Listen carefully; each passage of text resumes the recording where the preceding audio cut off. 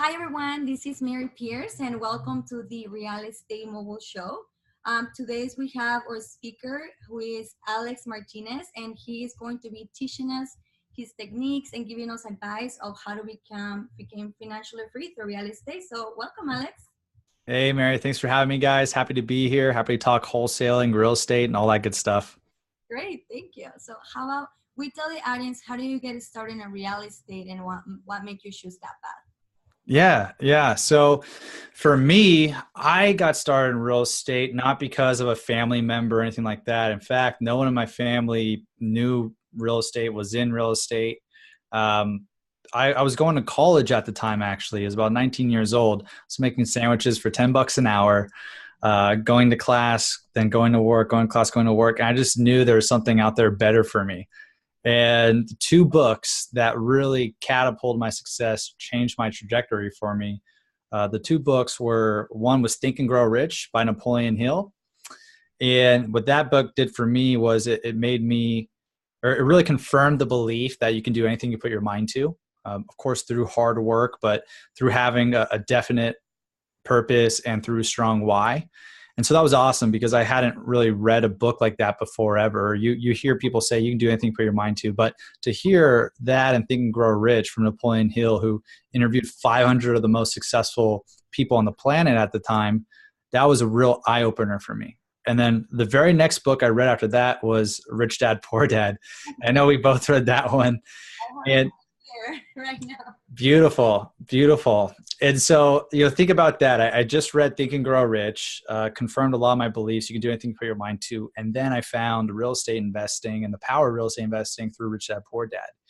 And so that's when I decided to go all in real estate investing at that time when I was 19, because I was making sandwiches going to school and just wasn't really digging learning from people in a classroom, sitting down and having to wait 4 years to ever start a business. So, uh, found real estate investing, got started in that. And within 45 days, I did my first real estate deal, something called a wholesale deal. And with that deal, I made $22,000 with putting $0 into it. And that changed my life because, at that point I was making 10 bucks an hour. Like $12,000 or $22,000 was like months and months of work. And I just made that from probably about 8 hours of work. So that's how I got started.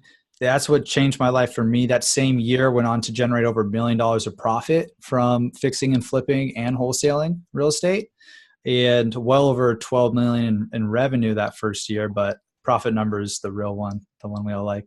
Wow, that's so impressive. You're 19 years old and very accomplished, and I love that. I feel like books also help us to, like just get out of our comfort zone and like teach us, how to move forward and like do the things that we want to do in life. So I love those books. I am where I am because of those books as well. But that is so impressive. I'm kind of jealous. I wish I started it when I was 19 too. Yeah. Well, we're all on our own journey, so it doesn't matter if you're 18 years old or 80. All that matters is that you take action and get started. When you want to. I agree. How has real estate transformed your life and achieving financial freedom? Yeah. So, before I found real estate, I was always wondering, how was I going to achieve financial freedom? I never had that path. I wasn't sure what it looked like. It seemed kind of like a myth to me. And so real estate really opened my eyes and gave me a trajectory of, hey, if I go down this path, I can follow kind of the evolution of a real estate investor. That's what I like to call it. I can start wholesaling. I can fix and flip while wholesaling. I can build up a nest egg, and now I can buy and hold property and generate passive income. A lot of what's talked about in Rich Dad Poor Dad. And so real estate, gave me that trajectory, gave me that path, has allowed me to achieve financial freedom through doing those things, and also help other people to do it as well. So, it's something where, my friends and colleagues and even family members have seen me pursue real estate, and I've gotten a lot of friends and family members in it too. So it's been fun and rewarding helping other people do it. And that's kind of what I've been doing for over half a decade now. Wow, that's amazing. I love it. Yeah. Then you started it. You started wholesaling, which you have no money. You just did like that was when people says that, oh, you can be a real estate investor and like just have no money down. That was the technique that you used to start with real estate. Yeah. Yeah, exactly. Wholesaling was what I used with no money down, use no money. And I know when most people hear that, it seems very scammy, doesn't seem real, but that's what wholesaling is all about. Here's what you do. Essentially, you get a property under contract to buy. Now, it doesn't cost any money to get that property under contract. And then you sell the rights to that contract to the end buyer. So in this case, I find distressed property that needs renovating, get under contract and sell it to a fix and flipper who does want to fix and flip it. And so by doing that, you get paid, average wholesale fee I've seen about $10,000 per deal, but it doesn't cost any money to do that. Unless you're putting money into marketing. But the way I teach other people through realestateskills.com and that I've been doing it, we put $0 into marketing. So you can make money with no money. That was the big eye opener for me. And that's something that's happening today. So if you see, hey, how do you invest in real estate with no money? That's usually one of the ways they're teaching it. Yes, I love that. That's the best way for me to the real estate. And it's not as, I mean, I feel like it's not complicated at all when people, I feel like they start thinking like, oh my gosh, that sounds like scam. It's not possible. And then once you do it and you see the cash, you're like, oh wow, that's actually pretty good. It's not, I mean, it took you 8 hours to wholesale your first of work, your first property at 19. Um, who makes that much money at, I mean, I'm sure there's a lot of people that makes that much money, but to start into real estate, that's very good, time management, I guess, for what you make. Yeah, it is unbelievable. And, that's why I think one of the statistics out there is like most self-made millionaires make their money from real estate. And if that's not the case, then a lot of these self-made millionaires and in fact wealthy people, they put their money in real estate, one way or another. And so that's why I love teaching about real estate. I love sharing. I love that we're doing this because real estate and wholesaling specifically allows you to get a chip at the table and start the real estate investing game, even if you don't have any money. So I've seen people in their teens, like teenagers, get into this, start doing this. I've seen people go from bagging groceries and start wholesaling and build fix and flip company and get into real estate. So it's a great way if you want to get started and you don't have a lot of money or any money whatsoever. It's a way you can get started. And what I also like about real estate too is that it's an even playing field. Like you don't have to get a college degree, an MBA to get into real estate. And that's what I like. It's a fair game. And so the people that succeed and generate wealth through real estate are usually the ones who like to work hard, but also work smart too. And that's why I like real estate. And that's why I like to recommend it for anyone who wants to get in real estate. Wholesaling's how you get started and get that chip at the table. Yes, I love it. Especially that, you can get financial freedom and you can do many other things once you start investing in real estate, and the sky is the limit. I want to help us tell the audience, what are some of the mistakes you made, things you would have done differently from your first year in real estate investing? Yeah. Well, yeah, one of the biggest mistakes I made was a $26,000 one. So I lost about $26,000 on a deal. So that was a deal I was fixing and flipping. And the lessons through here that I learned there's a lot of lessons. And so I haven't lost money on a deal since then. So I paid $26,000 for a lesson that maybe saved me hundreds of thousands of dollars. So I'll share that with you. So when fixing and flipping a property, it's very easy, especially for your first one, to get emotionally invested into the deal. Meaning, you get this deal under contract or you find this deal, looks like an awesome fix and flip, and you're so excited and you make the numbers look way better than it is. You say, oh, it's probably going to sell at 600 when it may really sell at 575. And you say, oh, the repairs to renovate it, to bring it to market condition, it's only going to be like 40,000 when really it's like 50 or 55,000. And when you start messing around those numbers and get emotionally involved and tweaking those numbers, those numbers, the sales price, if it goes down and the repairs goes up, that directly eats at your bottom line, your profit on the deal. And so what I learned was on this particular deal, I got emotionally invested into it. I was really excited. It wasn't my first fix and flip deal, but it was one of the first ones. And I just made it way better than it was. I made it look way better than it was. And so if you ever want to fix and flip a house, your first one, or you're part of a fix and flip company, there's a few things you can do. One, I want you to look at a deal conservatively. I want you to look at it and say, hey, okay, best case scenario, what's it going to sell at? how's it going to look if we fix and flip this property? Like meaning, okay, it's going to sell top dollar, renovation goes perfect, and we buy it at the right price. Okay. But that's one case, and that's what most people look at. But what you also want to look at is a mid case, like a good case, and then also a worst case scenario. So then at that point, you want to say, okay, what's the middle case scenario look like? Maybe it doesn't sell top dollar. Maybe renovations go up a little bit. It extends a little bit, but we still come out on top. Okay, so now you got that good case. Now look at the worst case scenario. Let's say a lot of things go wrong, repairs go up, it's actually sells at 560, not 600. What does that look like now? And if you can accurately analyze all of those from being rational, not emotionally into it, it allows you to have a much better picture on this deal. It allows you to go into it much more well prepared.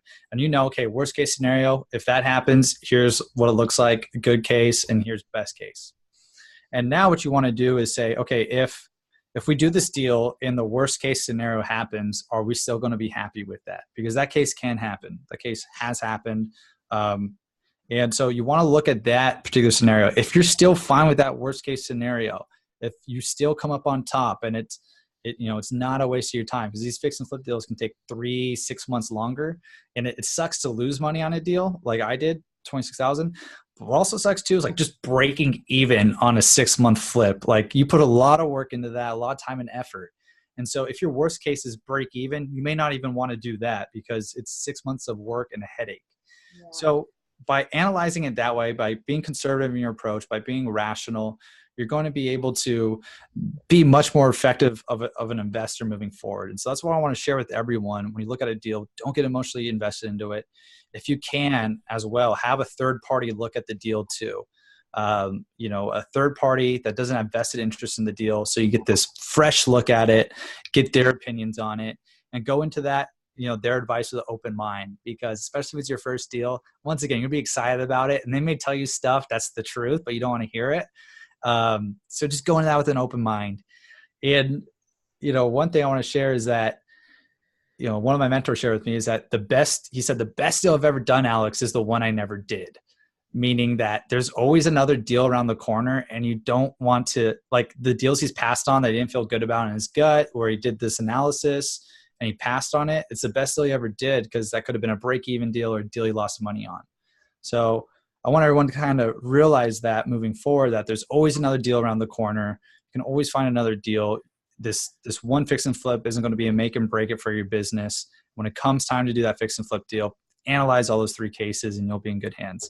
So that's what I was able to learn from that experience. I could talk about the whole experience for like a whole hour, but that was kind of the cliff notes of it. I really love that you share that, because I feel like people at the beginning, when they start in real estate, whatever the path they choose, they feel like the first one, everything has to be so perfect. Yeah. And you get emotionally involved, that you said, and you're like, oh, I have to make it, or like, all these cases. But running your numbers, and you say your best, middle, and worst. I think, like, I love that you said that, because yeah, it takes time. And if you lost $26,000, and I'm sure a lot of time, which you could have invested that into maybe a better deal, or just even the time, like it's yeah. So that just the time alone, you cannot get time back. So definitely, make sure that you get all your cases and areas, and you're comfortable with that, and also know that it can take more time than, not just they put the money, but also put the timeline too. Yeah. And Mary, to bring it back to wholesaling real quick, I could have wholesaled that deal, made 5-10K in less than 2 weeks, and saved $26,000 too. That's one thing I've learned throughout the years, that you can always have that exit strategy of wholesaling. You don't have to fix and flip it. You can always wholesale it, make a quick amount of money, and go on to the next deal. And that way, like we talked about, there's always another deal around the corner. You can invest your time and your money on the deal that has a lot more meat on the bone, meaning a lot more profit in there. So if things go wrong, you're still going to come out on top. So that's one thing I learned, going through this. You can always wholesale the deal, continue moving forward. And then also, now that we're on the subject, one more thing is that like you talked about, you want to know your numbers. You need to know your numbers. You need to be the professional at it. And so take a step backward to take 3 steps forward, take some extra time on the numbers, figuring them out, analyzing the market area. Because there's this one story of this person I helped out who, once again, he was a newbie investor, wanted to get in real estate. And he's like, hey, Alex, can you look at this property for me? He'd known I'd done dozens of fix and flip deals all the time. And so I said, yeah, sure. Like, I love helping people out. So I looked at the deal, and his ARV was like, he said, this is going to sell like at 1.2 million. The repairs are only like 75,000. The purchase price is like 700,000. He's like, slam dunk all day. We're going to make like 300,000 on it. I'm like, okay, like, cool. If that's going to happen, let me look at it and just give you my advice. Well, I look at it, and the numbers were way off. Like, he was using comps, comparable properties. That's what you use to see where a property is going to sell at once you fix it up in a separate neighborhood, in a gated community. So it was pretty close to it, but he was using it from a gated, very nice community when his property wasn't that gated community. So his sales price was actually going to be like 900,000, not 1.2. And then the repairs needed on it were like 150, not 70. And so now we're looking at a deal after holding costs, all this stuff. Like, he's going to lose money if he did this deal, right? And so I talk with him. I walk him through it, and I say, hey, how did you get these numbers? Where did these numbers come from? Let's use it as a learning experience. He said, oh, well, my agent told me all these numbers on the deal. And that was a really scary thing, because here he was young. He's young 20s. So you got to know the numbers, because someone could be telling you the numbers, and maybe they think those are the real numbers on the deal. They think it's really going to sell 1.2. They think the repairs are 70. They think you can buy it 700. They think you're going to make $300,000, and they're trying to act in your best interest. But if he didn't know his numbers, if I didn't look at that property for him, he could have been in financial ruin at a very young age, like in his 20s. And so you have to know the numbers. You got to analyze it. You got to effectively know it. You can't just go off of someone else's numbers as well. So in the beginning, when starting out, know your numbers, get it down, be rational with your numbers, use market sales data in your area, in the same zip codes, same neighborhoods if you can. Don't use comparable properties from gated communities, and really just know your numbers. Yeah. That is kind of like interesting, because you will think like, oh, what my agent told me, and my agent is supposed to be knowledgeable, right? Like, that's the expert. So you also need to be careful where, make sure that your agent, or whoever that is, that gives you the right numbers too, because then you're thinking, oh, this person knows, and you're going out of that, and then all of a sudden I'm like, oh, that person doesn't really know. Yeah. Yeah, exactly. And the agent, whether you make money or lose money, if you buy that property, that agent makes money. And so that's what everyone needs to realize in fixing and flipping. Like, I've dealt with a lot of agents throughout the years, and agents, there's tons and tons of agents, and some are fantastic and some just aren't not as good. And that's just the way life works in any type of industry. And so, one, you want to make sure you find some awesome agents. Two, you want to be able to verify your numbers. But three, yeah, you can't just always go off of what your agent says. You got to be able to verify the numbers for yourself. That's going to go a long, long way, especially as a real estate investor. You become a professional real estate investor in wholesaling, buying and holding, fixing and flipping from knowing those numbers. That's what makes you a professional real estate investor. So, a basketball player becomes a pro from his jump shot, from layups, from blocking, all those things. Well, a real estate investor becomes a pro from analyzing the ARV, the repairs effectively, and negotiating. So you got to work on those skill sets to become a pro. And that's just what I want to share with everyone, so they can learn and know, what do I need to work on to be a professional real estate investor. Yeah, I love it. And ARV, I just want to mention, in case for people who doesn't know what that name is, after repair value. Yep. So, yeah, so that's very important to know that number for sure. I have this question that I've been asking to all my experts. For me, the part of the show is I want people to be able to take action, because not taking action is they're holding what's on the other side, that, like, it could be really amazing for everybody, whatever they want to do, retire their parents, travel, buy a bigger home, whatever the case might be. So I'm asking this to everybody, because I get this question asked in the daily basis. so many times. So I want, the experts of the show to, just be like, I want to have my backup pretty much with those. Yeah. So, what do you say to people who ask you when is the right time to invest in real estate? Are there certain financial benchmarks people should have hit, or is it basically the earlier the better? Yeah. In general, I definitely say the earlier the better. I know when I started, 1920, I always said I wish I started when I was 16, 15 or younger. And I think everyone you talk to usually wishes they started younger. I mean, why not? Um, I mean, as far as financial benchmarks, sure, if you're buying and holding property, or if you just want to start a fix and flip company off the bat, it helps to have finances and a runway. But if you want to get started investing, you can get started today wholesaling. That doesn't cost any money. And so that's why I always think it's better, to take action sooner rather than later, like you're saying. Um, because also anyone in any type of entrepreneurial endeavor in real estate, whatever it is, the people that take the most action, that have the most quote unquote failures, they're the ones that have the most success. If you're playing on the sidelines in life or in real estate, you're not going to be able to play the game. You're not going to be able to score. So you have to get out there on the field. You have to play the game. You have to put yourself out there. Now, there's a right and wrong way to go about everything. I'm not saying, hey, go out there and risk hundreds of thousands of dollars and be risky at it. I'm not. You definitely want to be educated, and you definitely want to set yourself up the right way. And, if you submit contracts, have backup clauses in them, so you can do it the least riskiest way possible. But get started sooner rather than later. I mean, there's not going to be a perfect time to get started. There never really is.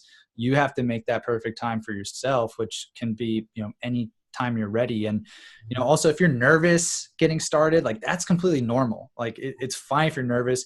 You're never going to know 100% of everything in life and anything, especially real estate investing. Every deal's a little bit different. So just go ahead, get started. Ask questions. The more questions you ask, if you're the most curious kid in the kitchen, you're going to be able to eat well. You're going to be able to learn a lot. So that's one thing that really excelled my progress in the beginning, right? Like how was I able to have success at such a young age? I was the most curious person I've ever known. I attended all the Real Estate Investing Association meeting events in my area, all the real estate events. I attended other entrepreneurial networking events. I asked questions to CEOs, CFOs, project managers, other real estate investors. I looked at other properties, looked at case studies. I read every single book on real estate that you could. I mean, my work ethic was insane, of where, I'd work all day. And then what I would do is I'd go to at 6 or 7 p.m., I'd go to Starbucks, pick up a new book on real estate investing, drink a coffee at 6 p.m. I don't do that anymore. It's a little too late, but drink a coffee and stay in Starbucks, read a whole book on real estate until it closed down. And then I do the same thing over again each and every day. So without taking that action, I would have never had the success that I've had. And so people that want to achieve that type of success, that want to get ahead, I mean, that's what you need to do. The more books you read, the more questions you ask, the better people you surround yourself with in real estate. Really, and all this relates back to what you're saying about action. The more action you take, the more success you're going to have at the end of the day. So I'm a huge proponent on that. It's never too soon to get started. Keep in mind, most people say they wish they started earlier. So just get started, because the sooner you start, the more success you're going to have. Yes, I absolutely agree. And also start, but just analyze the numbers. You said it's always the right moment once you just make sure the numbers make sense. And whatever the transaction it is, just make sure the numbers are right. Once you have the numbers covered and you're happy with that, then that's the right transaction and it's the right time. So I agree with that. Another thing I want to add on what you mentioned, it's that I started, when I started doing the real estate investing, that I wasn't sure what I was doing, but I wanted to learn. I have this app called Meetup, and you can go there and Google, or I'm sorry, you can just put on the search real estate investment groups, and there's so many of them where people gets together, learn from each other. There experienced real estate investors. There's people who is also starting, so it's like a mix of everybody, where it's a great opportunity to learn and just get together with the right people, because you want to learn from the right people, obviously. Yeah, no, you hit it right on the head. So I'll repeat that. Attend Real Estate Investing Association meetings, use meetup.com. Because people say, hey, I want to be a real estate investor. And then great, just go to meetup.com and go to where real estate investors hang out. Like there's no better place to meet other real estate investors, to become a real estate investors, to learn, to become a familiar face in your area. Hands down, one of the best pieces of advice. And, if you're not attending those events, start doing it. Just in my office here, I work with one of my best friends. I met at a real estate investing event 6 years ago when I was 20 years old. He's also a real estate broker, and that relationship would have never worked if I never attended a real estate investing association meeting. So we've been able to do wholesales, fix and flips together too. So you never know who you're going to meet, and really to have success in a lot of business and in real estate, your relationships are very, very key, and who you work with, because it's hard to go at it alone. So if you can build the right team, the right partners, you'll go a long, long way. There's no better place to meet those partners than at an event where all those types of people hang out, like the Real Estate Investing Association meetings. And then have this in mindset too. That helps a lot. I feel like so many people they ask their friends like, oh, I want to do real estate investment. They're like, no, look what happened 10 years ago in 2008. Don't invest. Like the market is going to correct again. But then these people has never invested, or they don't know anything about real estate. So I don't like when people gives advice to other people they don't even know what they're talking about. So that's another thing I wanted to mention, that I've seen that a lot. Like my friend told me no because of that, and I'm like, well, I hope your friend is like a really wealthy real estate investor. Otherwise, don't take advice from it, right? Yeah. So I just want to mention that. Yeah, you're right. I mean, I'll mention something on that too, because I hear that all the time. I have students all over the nation, Canada and UK. And some of my students go to a real estate investing association meeting and they come back and say, Alex, so-and-so said not to do this, or this doesn't work, or the market's like this, and I shouldn't be in real estate investing. I said, has that person done what you want to do so far in life? Are they getting the results, or have they had the results that you want? And they're like, well, I don't know. I don't think so. I don't know what they're doing. I'm like, okay, we'll take everything you hear with a grain of salt, unless this person is exactly where you want to be, or they've done what you want to do. So that's a big, big point. You're going to get naysayers at any type of industry you go into. There's going to be at these meetings too, these meetings we're talking about, there's all different types of people. There's going to be people that may have done hundreds of thousands of deals, and people that go to every single meeting and they've never done a deal because they're just playing on the sidelines, not taking action. Yeah. So don't take advice from the people that haven't done anything. Take advice maybe from that quiet person in the back of the room who's not talking that much because he's done hundreds of deals and maybe doesn't feel like he needs a network so much. Go shake that person's hand, learn about their business, see what they've done. They could be the most important person in the room. The most successful person in the room. You never know. So ask questions, only take advice, or take everything with a grain of salt. Heed advice from people that aren't where you want to be, because that's not really good advice to take from them if you're taking advice from someone where you don't want to be. Or they will just take you down, like they're like, don't do it. And because they're afraid of doing it, they don't want to take action. And they're, dragging you with them. And it's just, this is like an awareness of like, make sure that when you're getting that advice, make sure like, just remember what we said in this subject, because I've seen so many cases like that, and I get sad for everyone. Yeah. And this is great why you're doing the show. I mean, you, instead of, talking to some naysayers, negative people, just listen to the show, and you'll listen to a lot of people who are positive about real estate, all of their success stories. And I think that's, in any industry you're in, that's what you need to, fill your mind with and be around, because, success is definitely an attitude. It's really big on who you surround yourself with. And so maybe if those people aren't around you, or don't have access to hanging out with those people or taking out to coffee or lunch, listen to interviews all the time of successful real estate people, and that will get you going. They'll get your brain going and will help you achieve success too. Yeah, and also get motivated too. I love it. Yeah.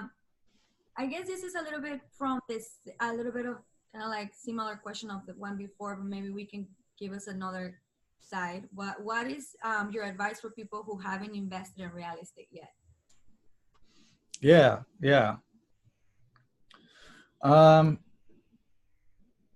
My advice is more so realize that the more you learn about real estate investing, the more it's going to help you in your life, because most people's biggest investment in their life is a piece of real estate. Mm-hmm. And so what you're learning isn't just to make a quick buck. What you're learning is to build wealth for yourself and for your family. So whether you buy your own home, or not. I mean, you can save tens of thousands or even hundreds of thousands of dollars from learning about real estate investing when that purchase does happen. Or you build a family and now you want to purchase a piece of real estate for a daughter or son or a family member. All these things are going to pay off huge, huge dividends. So it's not just about the initial quick return that you get right now, but also 10 years, 20 years, 30 years down the line. And so that's how important real estate is to me. It's like, I think more people buy houses than invest in stocks. And so if that's true, don't quote me on that, but if that's true, why not educate yourself more where you're putting almost the largest amount of capital you have in your life in real estate? So one, I guess, advice for investors, realize that. Two, read books, listen to interviews, surround yourself with positive people. Three, attend real estate investing association meetings too. And I mean, if you do those three things, then the secret ingredient is action, right? They say knowledge is only potential power. Applied knowledge, when you take action with it, that's true power. So don't forget that action part, because you can read 100 books, but if you're not taking any action, won't necessarily help you or get you to where you want to go. I feel like sometimes people will be like, oh, I'm still reading this book, or I haven't finished this book, but they don't want to take action. And I remember you mentioned before, what, you can read so many books and all of that, and it's fine. Yes, I absolutely agree with you. You read the books, but taking action and learning as you go too, it's what somewhere where you will be. It's the best way to learn, when you actually take action and go and do it. Because sometimes, I've been to a lot of, seminars and masterminds and all of that, but it doesn't happen. I don't learn. I love the motivation I gain, but I don't learn as much as until I take action. Like once I go and do actually the exercise and things like that, that's when it stays. That's when it sticks with you. So yeah, mention that. But okay, well, my last question for the show before we go into the good fun stuff too. Just anything you want to add to the show, anything you want to add to the audience. I know taking action is important, but anything else that you want to give them, I know you've been teaching real estate investments. You have your students, so any advice you want to give for the last question?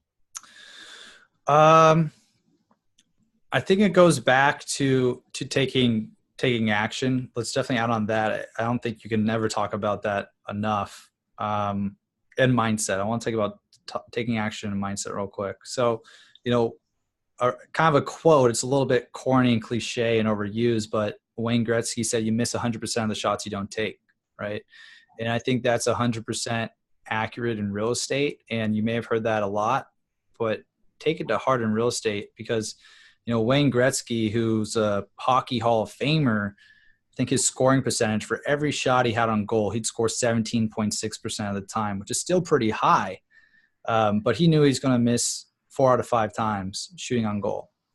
And so if you go into real estate with this mindset saying, hey, I may not hit it, 4 out of 5 times, but maybe that 1 out of 5 times or 1 out of 10 times I'll score a goal. I mean, you'll get a deal under contract. You'll have a successful flip. You'll buy a property that makes you money.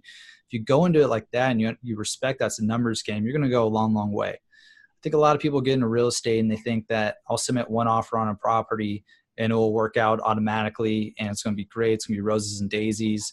And we're going to do it over and over again. And here's my easy button. I'll just press it. I'll get deals. It's not the case. But if you go into it and say, hey, I'll submit, if I submit 15 offers, I can get 1 deal under contract, or I can make $12,000. That's power. That's true power. And that's realistic. One of my students, for example, Brandon, he had 0 real estate experience. He just made $12,000 on his first wholesale deal. I talked with him. He submitted 15 offers, got 2 deals under contract.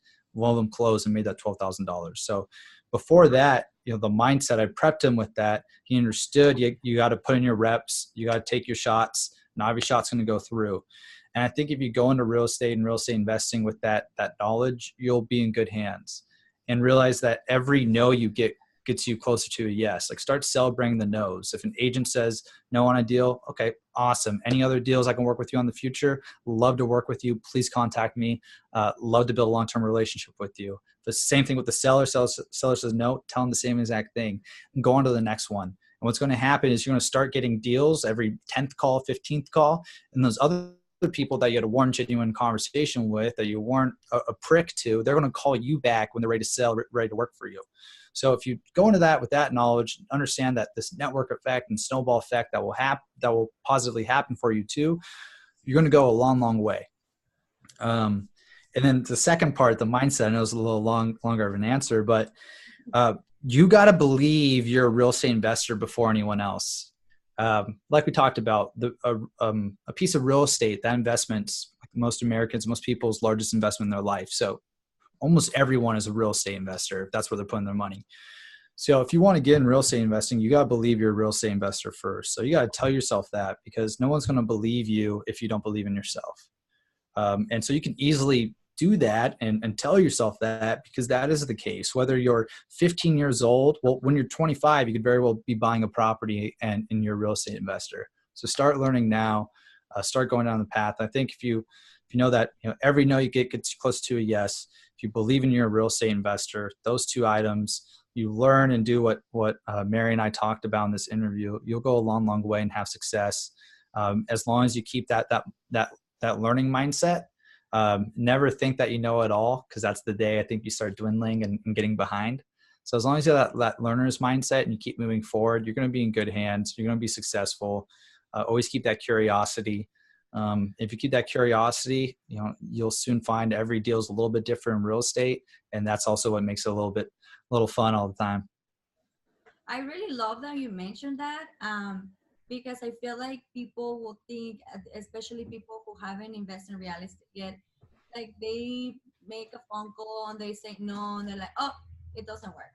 Or, or they make a couple of phone calls, let's see, 5 or whatever, and they're like, oh, nobody's saying yes. Like, it's over. Like, and they stop at that. And no, like, they be aware that people is going to say no to you. Like you mention, Alex, 15 calls, 15 offers, and you'll get a yes. Like, just know that it might take more time for other people. It might take 20, 25 offers. I don't know, but everybody's different, but it takes time, and you will get a yes eventually, but just don't give up. I feel like I love this saying where, what's it called? Like, you don't fail until you give up. So if you give up, then you're failing. But if you keep going and going, it's gonna happen. Mm-hmm. Just make sure that you keep going, and take action. Don't be afraid. Just learn. There is a lot of mentors now. There's a lot of information online for free too, where you can. This interview, for instance, there's a lot of mentoring and programs that people can help, and mentors. If you don't know, get a mentor, get a coach. And if people is busy working, if they have a family or kids and they just want to invest, but then think like they don't have the time, just leverage the time and the money, and and get somebody to help you to do that too. Exactly. Well, thank you so much. I love this interview. It's so amazing. I'm really grateful, and I'm sure the audience will be so grateful to learn from you. And you have so much experience and knowledge, and I love it. And I want to also mention your gift in this interview. If you want to explain the areas, what are you going to be giving them, just for watch the show? Yeah, absolutely. So my gift is a free workshop together, an online workshop on how to find and flip your first house in 45 days or less using little to no money. So we go into wholesaling in that workshop. I tell about a couple of student stories as well. Students like Tyler, who spent over 40 grand in different courses in marketing, a year and a half of work without getting a deal. And then in 3 weeks of utilizing what we talked about in the workshop, got his first wholesale deal after a year and a half and $40,000 while spending $0 in marketing. So we talk about cool stories like that, the system and structure I've been using for 6+ years. So I'm now the founder and CEO of realestateskills.com, where I help other people achieve financial freedom as well, like Mary. And through the 6+ years of doing this, I've been sought out as a national real estate investing consultant, work with companies on a TV show, Flip This House. So I share a lot of that knowledge that I bring to national real estate investing companies and companies I've worked with on a TV show, Flip This House. So that's what everyone gets. That is so generous. I love it. Thank you so much. I'm going to go and get a gift myself, just to learn more from you too. And Alex, lastly, where they can find you, your social media, you want to give us, and I'm probably gonna add that on the email with the interview, but I want you to let them know where they can find you like right away. Perfect. Perfect. Yeah. So on Instagram, personally, you can find me on Instagram. My handle is Alex Martinez ATM, and ATM at the end because my initials are ATM. And you can also find me, or you can also find Real Estate Skills, the company, on Instagram. And then also you can go to realestateskills.com, and that's where I blog. It's where I tell student success stories and share information on not just real estate investing, being an agent, achieving financial freedom through real estate. So those will be the best places. Shoot me a DM, shoot me a message. Love to hear from you. Love to help you answer any questions that you have. And yeah, would just love to help anyone that wants to achieve financial freedom through real estate. That's my goal. That's my mission. It's this mission of Real Estate Skills. Love to help you do that. Thank you so much, Alex. Thank you for your time. I really appreciate it. I can't wait, for people to go and grab your gift and learn from you. I'm sure it's gonna be amazing. So thank you so much for being a part of the show. And everyone, thank you for watching. And I will see you in the next episode. Awesome. Thank you, guys. Thank you so much, Alex.